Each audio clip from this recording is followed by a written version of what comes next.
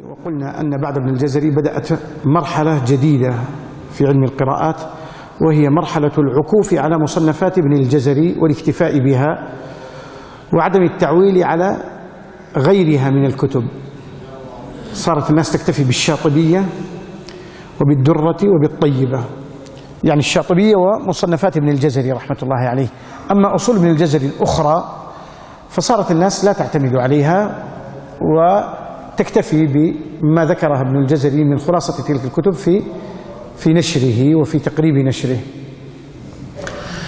وبالتالي تلك الكتب انقطع التلقي عنها مباشرة، وصاروا الناس كما قلنا يحفظون الشاطبية. من أراد أن يكتفي بالسبع حفظ الشاطبية وقرأ من طريق ابن الجزري، يعني حتى لو قرأ بالشاطبية بمضمن الشاطبية من طريق ابن الجزري وما رجحه ابن الجزري من الأوجه التي وهي قليلة المختلف فيها في الشاطبية، فيأخذون بما رجحه ابن الجزري وانتقاه واختاره.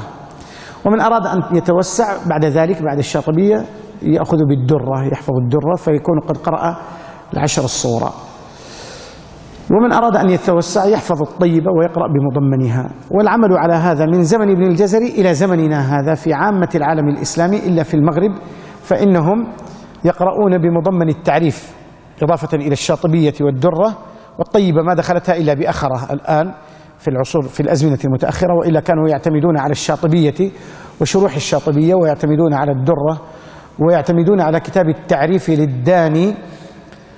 وكتاب التعريف للداني أورد فيه الداني رحمه الله تعالى الروايات التي هي صادرة عن نافع، فاختار لنافع 4 رواه بدلا من راويين، 4 رواة، وهم قالون وورش وإسماعيل بن جعفر وإسحاق المسيبي، هؤلاء ال4. واختار لقالون 3 طرق بدلا من الطريقين اللذين اختارهما ابن الجزري في النشر. لقالون 3 طرق، ولورش 3 طرق. نجد لورش في النشر طريقين، الأزرق والأصبهاني، وهناك في التيسير طريق واحد وهو الأزرق فقط في النشر، الأزرق والأصبهاني. زاد الداني في التعريف زيادة على الأزرق والأصبهاني، زاد العتقي عبد الصمد العتقي. فالمهم أخذ عن قالون 3 طرق، وعن ورش 3 طرق، وعن إسماعيل بن جعفر طريقين، وعن إسحاق المسيبي طريقين. صارت كم هذه؟ 10 3 و3 و2 و2 10. هذه التي يسميها المغاربة بعشرة نافع، وهي التي في كتاب التعريف للإمام الداني صاحب كتاب التيسير وصاحب كتاب الجامع. وشرح بشروحات كثيرة هذا الكتاب ونظم.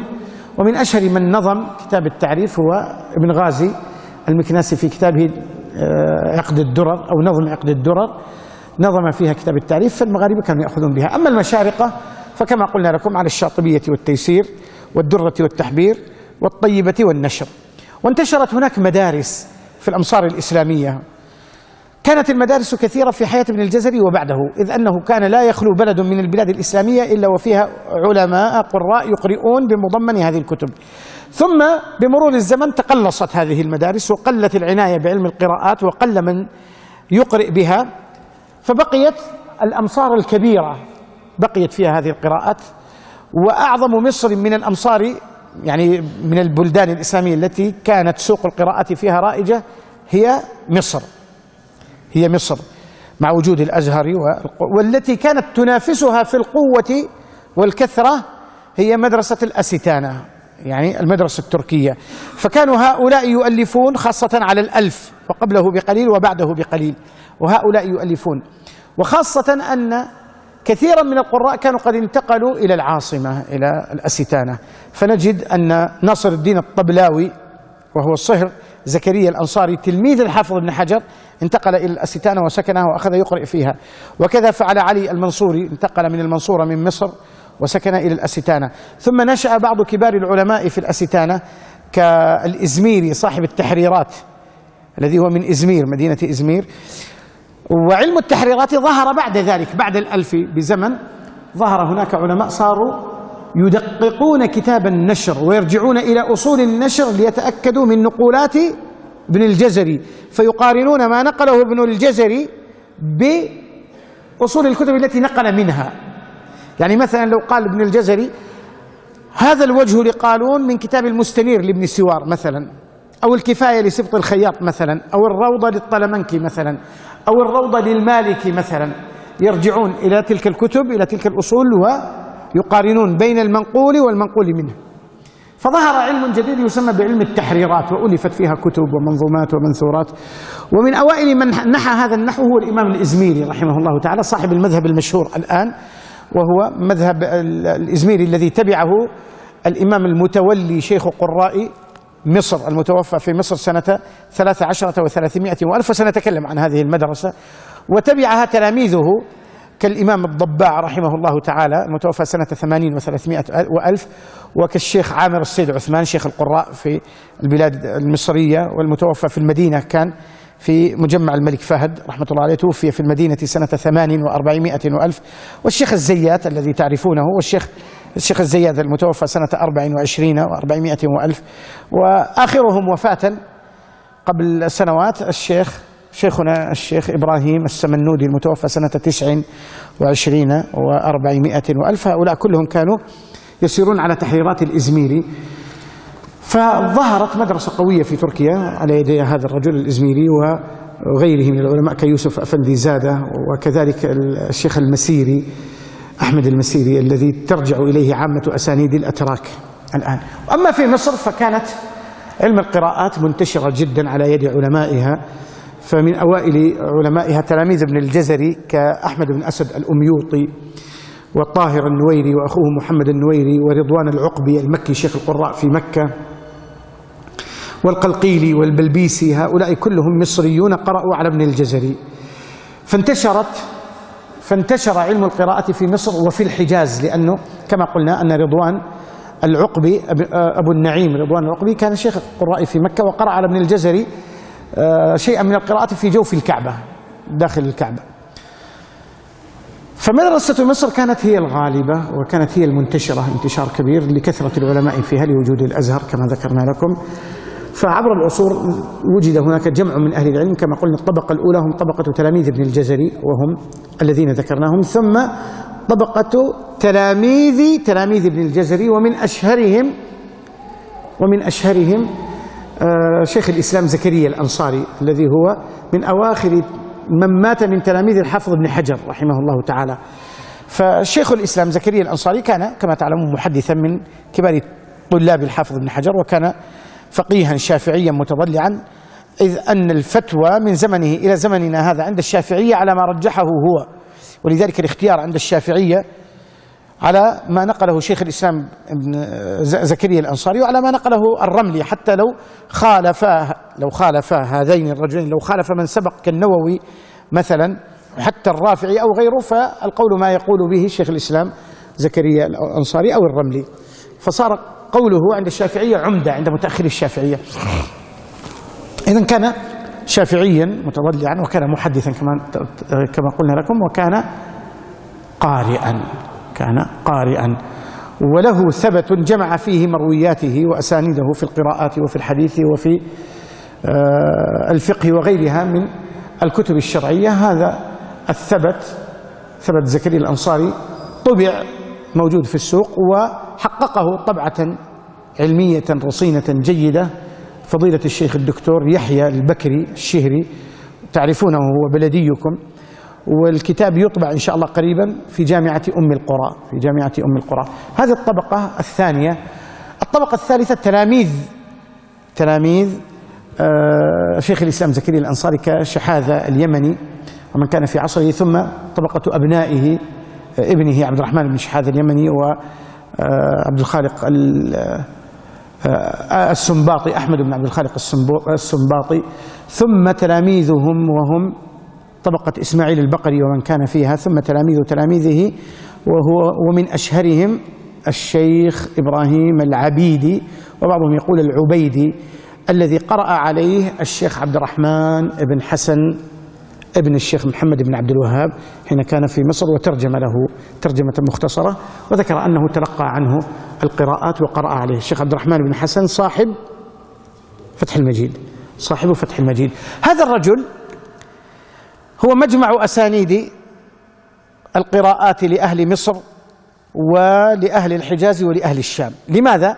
أهل الشام قبل ذلك كانت لهم أسانيدهم المستقلة إلى ابن الجزري، ثم فترت الهمم، وإلا دمشق كانت عامرة بالقراء، حتى يقول ابن الجزري رحمه الله تعالى في كتابه منجد المقرئين، يقول دمشق اليوم عش القرآن، هكذا يقول دمشق اليوم عش القرآن. فكانت مليئة بالقراء، لكن بعد ذلك فترت الهمم وتقال المعتنون بعلم القراءات، حتى جاء الإمام العظيم الفقيه الحنبلي مفتي الحنابلة في بلاد الشام، الإمام ابن عبد الباقي الحنبلي، فرحل إلى بلاد مصر، ولازم عبد الرحمن بن شحاذة اليمني، عبد الرحمن بن شحاذة الذي قرأ على أبيه وقرأ على تلميذ أبيه الذي هو السنباطي، وتلميذ أبي قرأ على والده وهو قرأ على زكريا الأنصاري بالسند الذي ذكرناه لكم. ثم نقل علم القراءة مرة أخرى إلى الشام وحاول إحياءها، ومن أشهر من قرأ عليه ابنه الإمام الفقيه الحنبلي الكبير صاحب المصنفات الذي كان مرجع الحنابلة في بلاد الشام ومفتيهم، وهو الإمام أبو المواهب الحنبلي. فذكر أبو المواهب في ثبته أنه قرأ العشر على والده، وقرأ كتب القراءات، حفظ عليه الشاطبية، وقرأ شروح الشاطبية كسراج القاري لابن القاصح، وقرأ كتاب القسطلاني عليه. ثم بعد وفاة والده رحل إلى مصر وقرأ القراءات العشر الصغرى والكبرى على البقري محمد بن إسماعيل البقري، ورجع إلى دمشق ولزم الإقراء فيها، وجلس يقرئ الناس ويفتيهم ويحدثهم. كما قلنا كان هو مرجع الحنابلة في بلاد الشام. وحتى أن أسانيد الفقهاء عندنا حتى أن أسانيدنا في الفقه الحنبلي في المذهب الحنبلي كثير منها تمر عن طريقه من خلال أسانيد أئمة الدعوة كالشيخ محمد بن عبد الوهاب رحمة الله عليه. فهذه الأسانيد تمر على أبي المواهب الحنبلي، إذ أنه كان مقصد فقهاء الحنابلة في زمنه، وكان أكبر قرائها، لكن ما وجد طلبة يعتنون بعلمه وينقلون علمه في القراءات. نعم، وجد من يتحمل عنه الفقه، وجد من ينقل عنه المذهب الحنبلي، وجد من ينقل عنه الحديث، لكن قل من نقل عنه علم القراءات، وطلابه في علم القراءات قليلون، وعامتهم من خارج بلاد الشام، كالسلطان الجبوري العراقي الذي قدم من الموصل وقرأ عليه بعد 1100، قرأ عليه ختمة بالعشر الكبرى، وعاد إلى العراق ونشر علم القراءة هناك، وأسانيد القراء في العراق عن طريق هذا الرجل الذي هو سلطان الجبوري. ثم انقطع علم القراءة في بلاد الشام، ما بقي للقراءة بقيت أكثر ما بقيت في مصر وفي الحجاز على قلة في الحرمين، وعامة من كان يقرئ كانوا من يأتي من مصر أو ممن أنهى دراسته في الأزهر. فكان الحجازيون الذين يقرؤون هم ممن تلقوا عن المصريين، وأما في بلاد الشام فقد انقطعت القراءة تماما، صارت الناس لا يقرؤون إلا برواية حفص. وبقي الأمر على ذلك زهاء قرن ونصف إلى قرنين من الزمان لا يوجد علم القراءات في بلاد الشام. وأما الهند فقد رحل إليها رجل مصري وهو الشيخ محمد بن عبد الخالق المنوفي. محمد بن عبد الخالق المنوفي هذا من المنوفية، جاء للحج والتقى ببعض الحجاج الهنود في مكة، فلما رأوه عالما بالقراءات وهو من تلاميذ البقري محمد بن إسماعيل البقري، طلبوا منه أن ينتقل معهم إلى الهند، فانتقل معهم إلى الهند.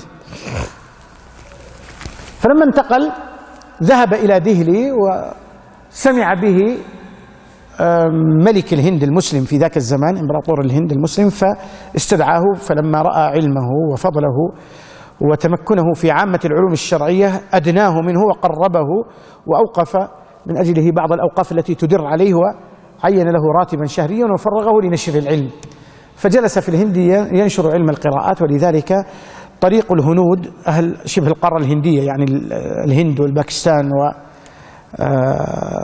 وبنغلاديش، عامتها تصل إلى هذا الرجل، إلا بعضهم دخلتهم بعض الطرق المصرية بأخرة عن طريق الصولتية في مكة. بعض المكيين من الهنود درسوا في الصولتية في المدرسة الصولتية في مكة، ونقلوا بعض الأسانيد التي تصل إلى المتولي. كما سنبين لكم المتولي هو محمد بن أحمد المتولي، شيخ قراء بلاد مصر، المتوفى سنة 13 و300 وألف. فراجع علم القراءات في بلاد الهند بسبب هذا الرجل محمد بن عبد الخالق المنوفي، وكثر قراؤها في كل زمان حتى جمعت تراجمهم في كتب عظيمة، من أشهرها كتاب باللغة الأردية اسمه ترجمة قاريان هند، ترجمة قاريان هند، وهذا كتاب باللغة الهندية خاص بقراء الهند من يعني من الزمن الحاضر إلى زمن المنوفي، وذكروا من كان قبلهم إلى أن يعني إلى المرحلة التي دخل فيها الإسلام إلى الهند في القرن الأول الهجري. وأما في مصر فكما قلنا كان هذا العلم منتشرا، وكانت هناك مشيخة للقراءات في كل مدينة. ففي القاهرة كانت مشيخة للقراءات تابعة للأزهر، وكانت هناك مدرسة تضاهيها في القوة وهي مدرسة طنطا في الجامع الأحمدي، وكان قراء طنطا من القراء المشهورين يعتنون بهذا العلم، بعلم القراءات، حتى أنهم كانوا ينافسون في الإقراء والتصنيف والتأليف، ينافسون قراء الأزهر، كانوا ينافسون قراء الأزهر. أما بالنسبة للتحريرات فنشأت هناك بعد الألف مدرستان مهمتان في علم التحريرات، مدرسة تركية ومدرسة مصرية. أما المدرسة التركية فهي التي أنشأها كما قلنا الإزميري، والإزميري كان يحاول أن يرجع إلى أصول النشر ويحقق كلام ابن الجزري على ما في أصول النشر، لكنه ما استطاع أن يجد جميع أصول النشر المخطوطة. المدرسة الثانية هي التي كانت تحرر وتعتمد على كلام ابن الجزري أساسا، ومن قام بهذه المدرسة هو الشيخ علي المنصوري الذي انتقل كما قلنا إلى تركيا. والمصريون كانوا يتبعون تحريراته، الكتاب الذي ألفه في تحريرات النشر، ويقرؤون بمضمنه بعكس أهل تركيا.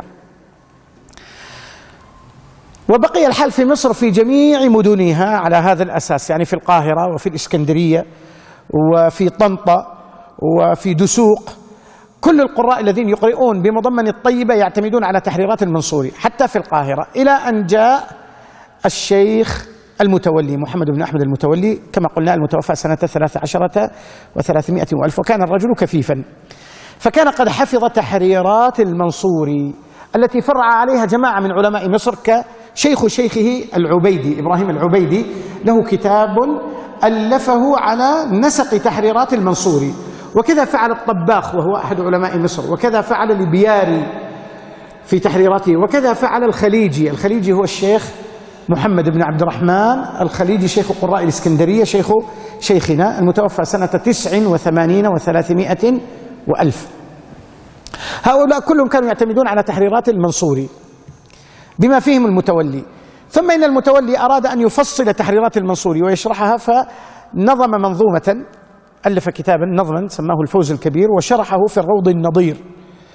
ثم بعد ذلك وجد في بعض مكتبات الأزهر مخطوطة لتحريرات الإزميري، المدرسة الأخرى التي تختلف مع المدرسة الأولى في جوانب، المجال يقصر عن شرحه وبسطه. فقرئ عليه هذا الكتاب، الرجل كان كفيف، فلما قرئ عليه هذا الكتاب أعجب به ورأى أن ما رجحه الإزميري أقرب لقناعته مما رجحه المنصوري، فنقض منظومته السابقة كلها الفوز الكبير ونظمه مرة أخرى، وشرح الروض النظير مرة أخرى، وقال هذه هي المرة الثانية وهي الأصوب. ثم قال فنحن قد أصبحنا إزميريون، وتبع الإزميري.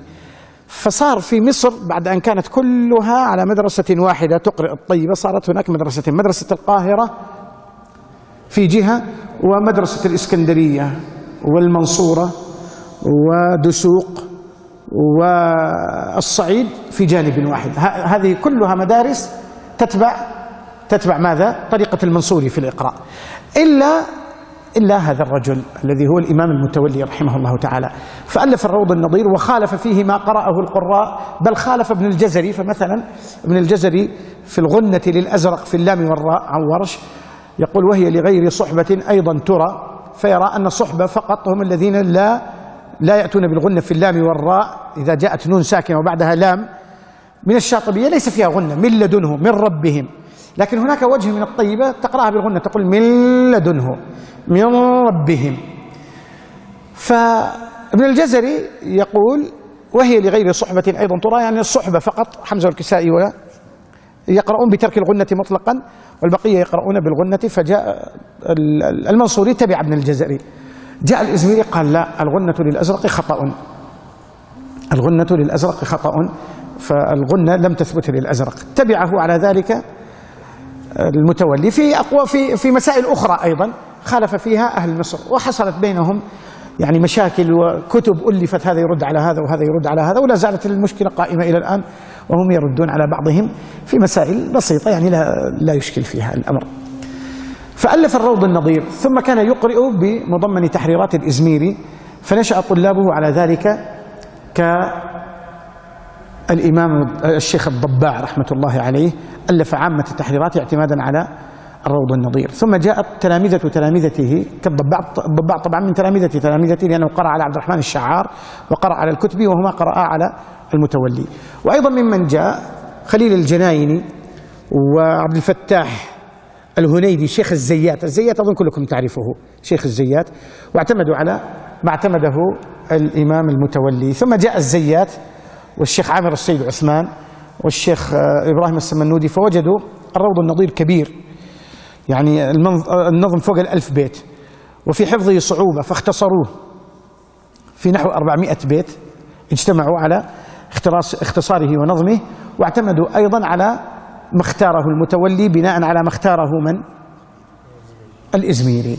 وبقي بقية قراء مصر على يتبعون طريقة المنصوري، كشيخنا الشيخ محمد عبد الحميد الإسكندراني رحمة الله عليه المتوفى قبل عامين، لأنه قرأ على الخليجي، والخليجي تحريراته مطبوعة التي تسمى مقرب التحرير للنشر والتحبير على تحريرات المنصوري. والمدرستان ليس بينهما إلا اختلافات قليلة جدا جدا جدا في بعض المسائل، وهما كلهما موجودتان في مصر. أما تركيا كما قلنا فتحريرات الإزميري من الأساس. يبقى بلاد الشام، متى رجع إليها علم القراءات مرة أخرى؟ الآن الشام عامرة بالقراء، ونحن قلنا أن القراءات انقطعت فترة عن بلاد الشام. طيب من أين جاء علم القراءات إليها مرة أخرى؟ الذي أعاد إليها علم القراءات رجلين، أحمد وأحمد. الأول هو الشيخ أحمد الحلواني. أحمد الحلواني هذا حفظ القرآن برواية حفص في دمشق، ثم جاء للحج. فلما جاء للحج التقى في مكة بشيخ قراء مكة، الشيخ أحمد المرزوقي، أحمد ابن رمضان المرزوقي المصري الأزهري، مفتي المالكية بمكة، كان مفتي المالكية وكان شيخ قرائها، المتوفى سنة 65 أظن 65 و200 وألف، 1265 أو 63 في هذه الحدود.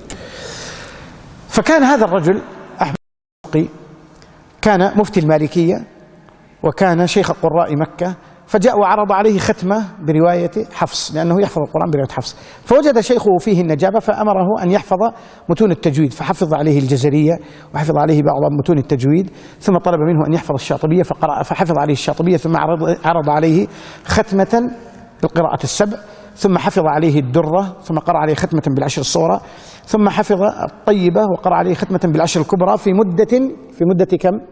5 سنوات. جاء للحج وكانت نيته أن يحج ويرجع إلى بلده، لكنه لما رأى العلم بقي في مكة يطلب العلم وما عاد إلى أهله لمدة 5 سنوات، لازم شيخه في المسجد الحرام في مكة حتى تلقى عنه القراءات العشر الصغرى والكبرى، ثم عاد إلى دمشق. لما عاد إلى دمشق الناس لا تعرف قراءات ولا تهتم بهذا العلم، تهتم بالفقه، تهتم بعلوم الآلة كالنحو والصرف، البلاغة، تهتم بالأصول، لكن ما عندهم اهتمام بالقراءات ولا بالحديث.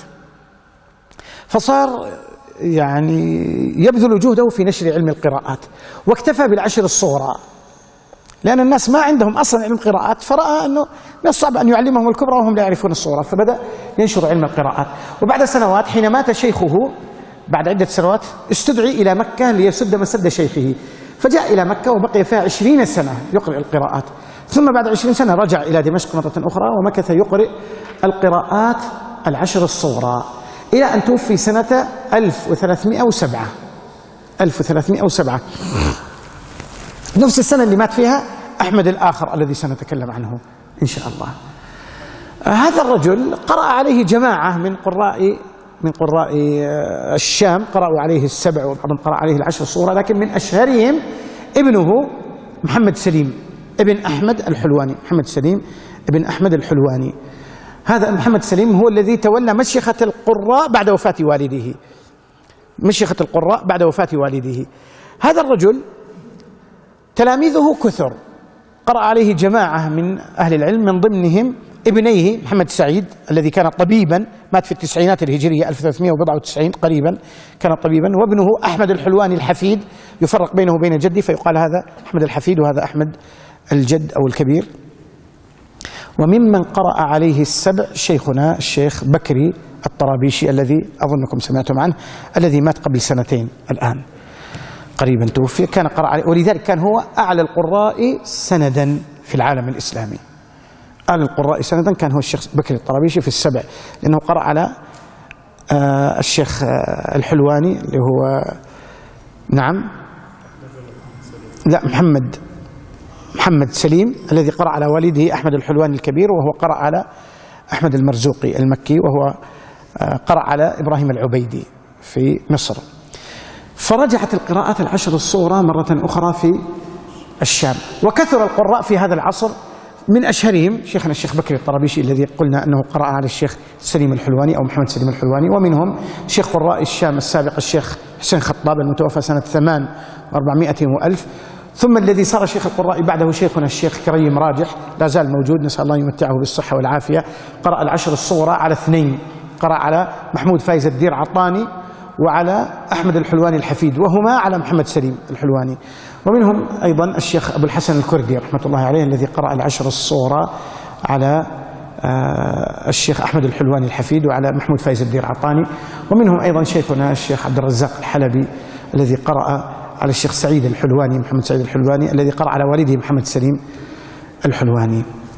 أما العشر الكبرى كيف عادت إلى بلاد الشام؟ يذكرون أن في القرن الماضي عين والي جديد على دمشق، والي جديد من قبل تركيا أيام الدولة العثمانية. هذا الوالي كان يسمى أحمد خلوصي باشا.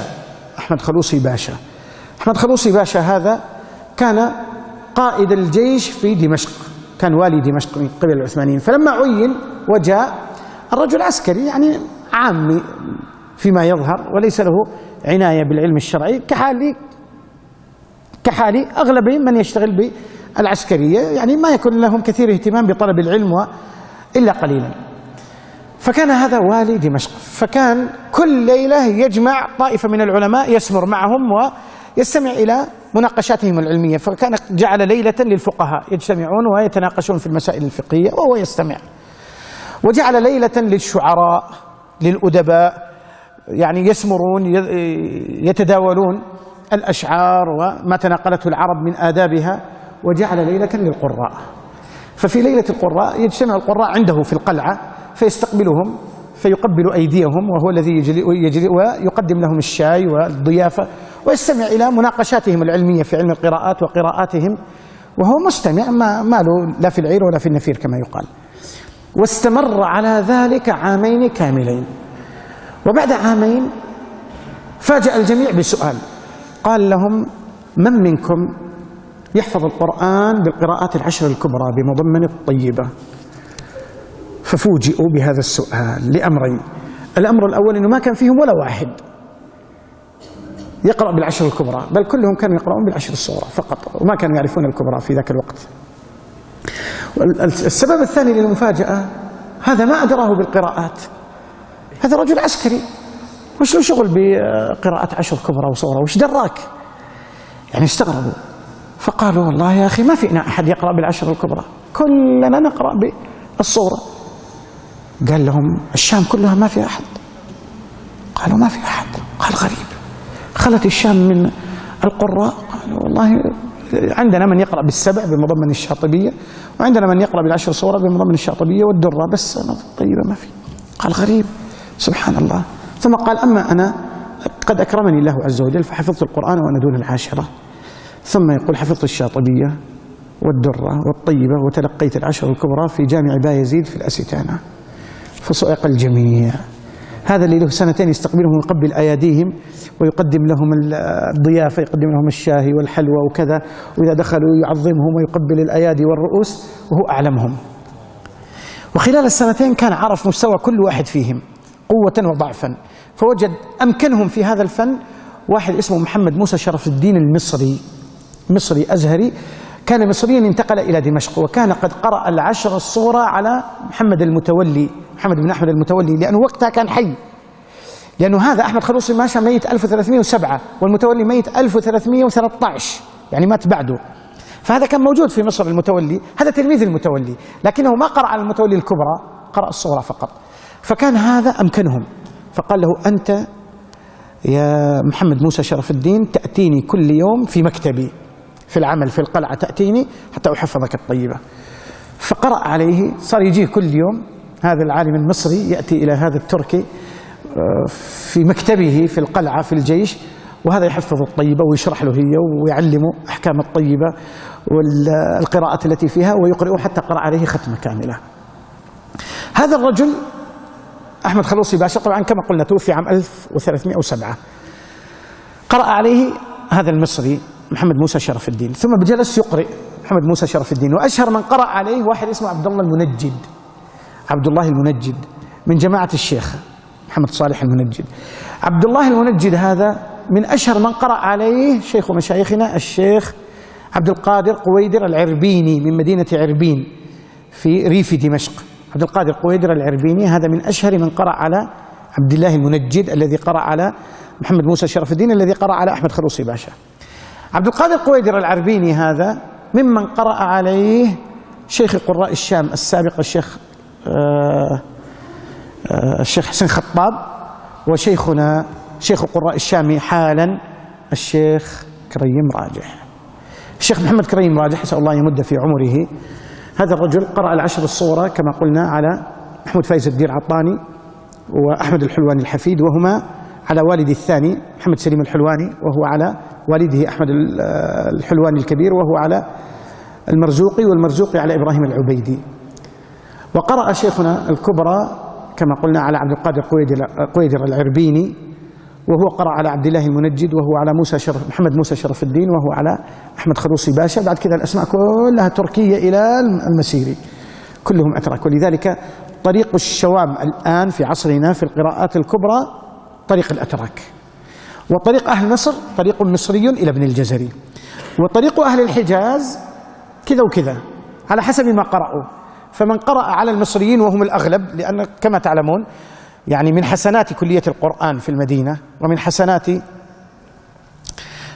مجمع الملك فهد رحمة الله عليه في المدينة أن جلب جماعة كثر من القراء من مصر إلى المدينة، وإن كان قدوم القراء المصريين إلى المدينة سابق. يعني في المدينة كان شيخ القراء الشيخ محمد ياسين الخياري أو أحمد ياسين الخياري، كان شيخ القراء في المدينة، وهو الذي أنشأ أول مدرسة تحفيظ قرآن الكريم حكومية في المملكة سنة 67 1367، وهي مدرسة أبي بن كعب لتحفيظ القرآن الكريم. هذه المدرسة هي نواة مدارس التحفيظ التي ترونها في وزارة التربية الآن. أنشأ هذه المدرسة كمدرسة أهلية، سماها معهد القراءات، معهد القراءات. أنشأها سنة 67 300 وألف. ثم لما أنشئت وزارة المعارف ضمت هذه المدرسة إليها، فصار اسمها مدرسة أبي بن كعب لتحفيظ القرآن الكريم الابتدائية، وكان مديرها هو نفسه الشيخ أحمد ياسين الخياري، كان شيخ قراء المدينة. وكان بعده شيخ قراء المدينة الشيخ حسن الشاعر، حسن الشاعر المولود سنة 90 أو 91 و200 وألف، والمتوفى سنة 1402 وقد جاز 110 سنوات. وفي مكة كان كثير من القراء موجودين، سواء كانوا من المكيين أو من المصريين أو من غيرهم. فكان من أشهرهم في القرن الماضي في التسعينات الهجرية الشيخ حمدوه السناري السوداني، وكان من كبار المقرئين فيها، وخليفة ابن نبهان من البحرين، وكان من كبار القراء فيها. وكان من أشهرهم شيخ قراء مكة الشيخ أحمد حامد التيجي الريدي المصري، الذي كانت بيده مشيخة الإقراء، كان يرجع إليها قراء أهل مكة في زمنه، وتوفي في القرن الماضي. ثم كانت هذه الجملة من المشايخ الذين قدموا إلى مكة والمدينة مع وجود الجامعتين، جامعة أم القرى في مكة والجامعة الإسلامية وكلية القرآن في المدينة، وكذا مجمع الملك فهد. وأنتم تعلمون أن الجامعة الإسلامية لما فتح فيها الشيخ بن باز رحمة الله عليه، وهذه إحدى حسنات الشيخ، لما فتح كلية القرآن طلب أن يستقدم لها كبار قراء العالم الإسلامي، فحاول أن يستقدم لها الشيخ عبد العزيز عيون السود، لكن الشيخ اعتذر، ثم توفي بعد ذلك سنة 99 و300 وألف في بلده في حمص، فاستقدم إلى المدينة الشيخ القاضي، الشيخ عبد الفتاح القاضي صاحب المصنفات، وهذا الرجل كان متقاعدا من الأزهر، كان قد جاز سن الوظيفة وتقاعد، فأرسل الشيخ. طبعا هذا الشيخ عالم كبير، هو من شيوخ القراء المشهورين كالشيخ محمود خليل الحصري وعبد الباسط عبد الصمد والطبلاوي ومحمد صديق المنشاوي، هؤلاء كلهم طلاب القاضي. فأرسل الشيخ بن باز رحمة الله عليه أرسل الشيخ عبد العزيز ابن عبد الفتاح القاري الذي عين أول عميد لكلية القرآن، دكتور عبد العزيز قاري موجود، أرسله إلى مصر ليتعاقد مع الشيخ القاضي. فاعتذر في البداية الشيخ القاضي لكبر سنه وضعفه، وأنه يريد أن يبقى بقية عمره بعد التقاعد بين أولاده وأسرته، وبعد إلحاح من الشيخ عبد العزيز كما يذكر ذلك حفظه الله، وافق الشيخ على القدوم. فلما قدم قال: أنا ما جئت المدينة إلا لفضل المدينة وسكنها، ما جئت لدنيا. حدثني شيخنا الشيخ سيد لاشين أبو الفرح الذي لقنني أول من لقنني علم القراءة السبع عن شيخه القاضي وهو من مشايخه، يقول: يا ابني لما جئت المدينة، يقول جئت مكتب الشيخ بن باز. الشيخ بن باز يقول هذا كان رجل عظيم، يقول: فقال لي: كم الراتب الذي تريد؟ قلت: يا شيخ أنا ما جئت أطلب مال، أنا جئت هنا لسكن المدينة وللصلاة في مسجد النبي صلى الله عليه وسلم وللمجاورة هنا. قال: اطلب المبلغ الذي تريد. قال: أنا ما أريد شيء، أنا أريد أن أقرئ لوجه الله عز وجل ولا أطلب مالا على القرآن.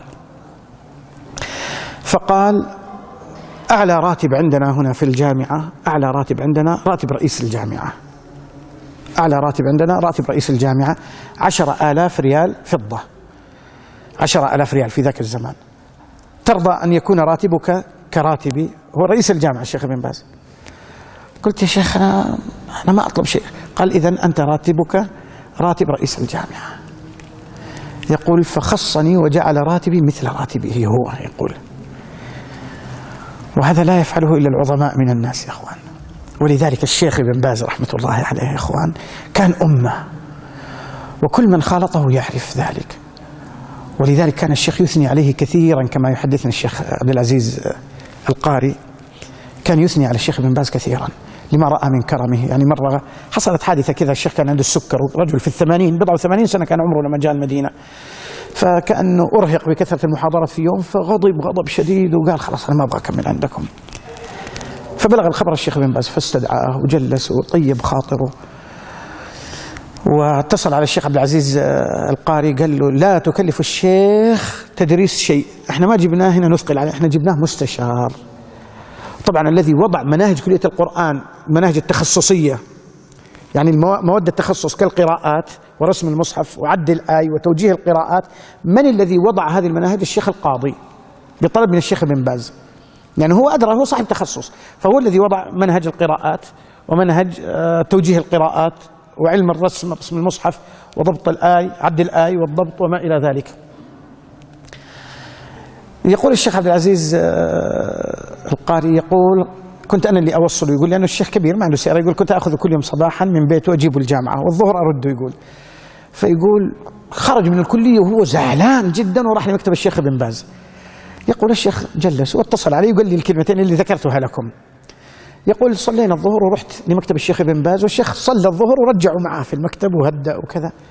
يقول أخذته وأوصله، يقول له إحنا في الطريق، يقول يا ودي عبد العزيز، بكلمة الشيخ عبد العزيز قاري لأنه يعني زي ابنائه، يا ودي عبد العزيز، ده ابن باز رجل عظيم قوي، هو في كده يقول، هو في زي كده يقول، ده رجل عظيم قوي يقول يا ودي عبد العزيز. فلا يعرف الفضل لأهل الفضل إلا ذووه، إلا أهله. فكان من فضل الله عز وجل على قراء المدينة أن جاء هذا الرجل عبد الفتاح القاري، ثم طلب منه الشيخ بن باز أن يستجلب بعض كبار القراء من مصر. هو الذي أتى بالقراء كلهم المصريين، هو اللي جاب الشيخ عبد الفتاح المرصفي والشيخ محمود سيبويه البدوي، وهو الذي جاب محمود جادو، وهو اللي جاب الشيخ عبد الرافع رضوان الله يمد في عمره. بقي هو الوحيد اللي بقي، البقية كلهم توفوا انتقلوا إلى رحمة الله عز وجل، نسأل الله يغفر لهم ويرحمهم. وهو الذي جاء بالزيات بعد ذلك على القراء سندا في ذاك الوقت، أو من أعلى القراء في ذاك الزمان. المقصود هو الذي جاء بهم وتعاقد معهم وأتى بهم، ولذلك كانوا يقولون كان الفضل لله أولا ثم للشيخ عبد الفتاح القاضي. جئنا من تلك البلاد، يقول من مصر، وأكرمنا الله بقينا في المدينة. بعضهم بقي في المدينة 20 سنة، بعضهم 25 سنة إلى أن ماتوا، وبعضهم أكثر من ذلك بكثير. يعني الشيخ عبد الرافع رضوان موجود إلى يومنا هذا، يعمل في مجمع الملك فهد، جاء في أوائل التسعين، أظن جاء عام 91 هجري، وإحنا الآن 36، يعني قرابة 45 سنة، قرابة 45 سنة وهو في المدينة، وهو حسنة من حسنات الشيخ القاضي رحمة الله عليه.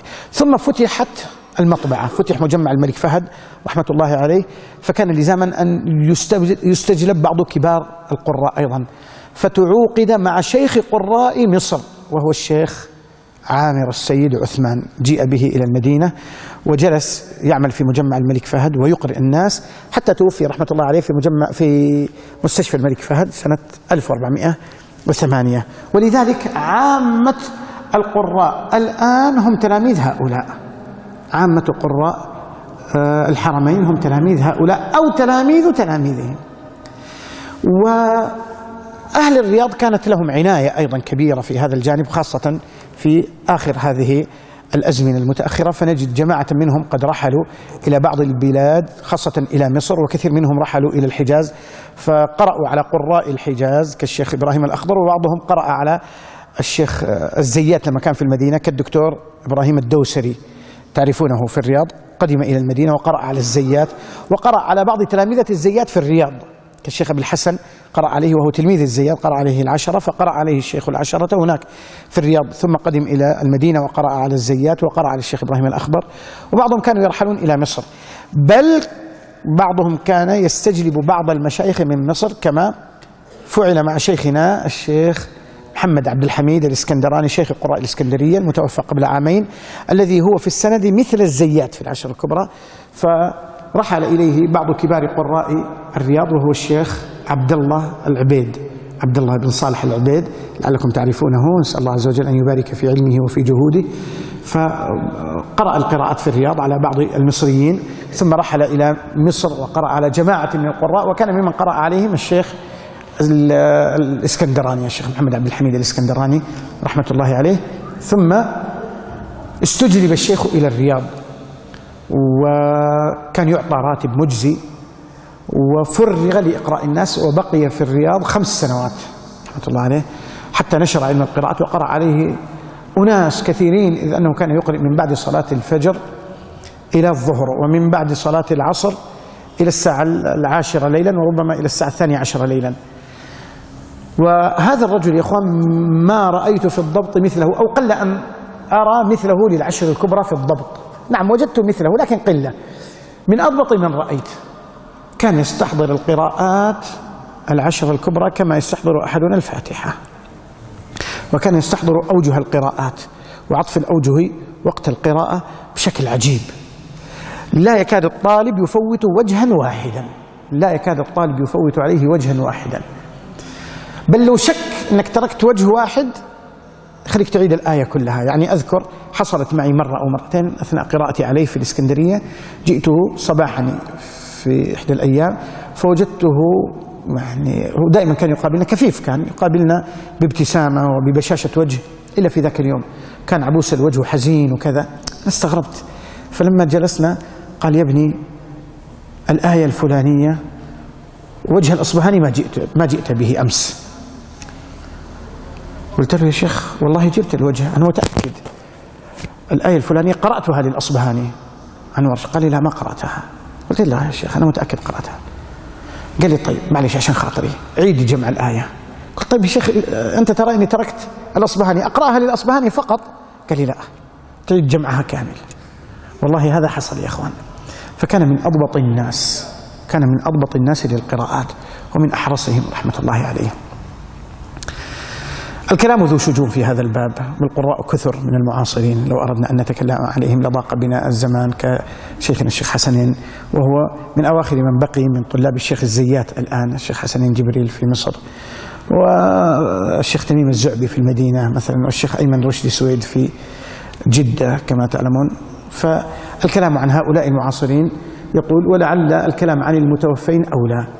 بهذا نصل إلى نهاية هذه الجلسة التي سعدت فيها بكم، وأسأل الله عز وجل أن يجعلني قدمت لكم شيئا فيه النفع بإذن الله سبحانه، وأن يجعل ما قلته خالصا لوجهه الكريم، وأن يتقبله مني ومنكم، وأن يجعل هذا الذي قلناه سببا لرفعة الدرجات.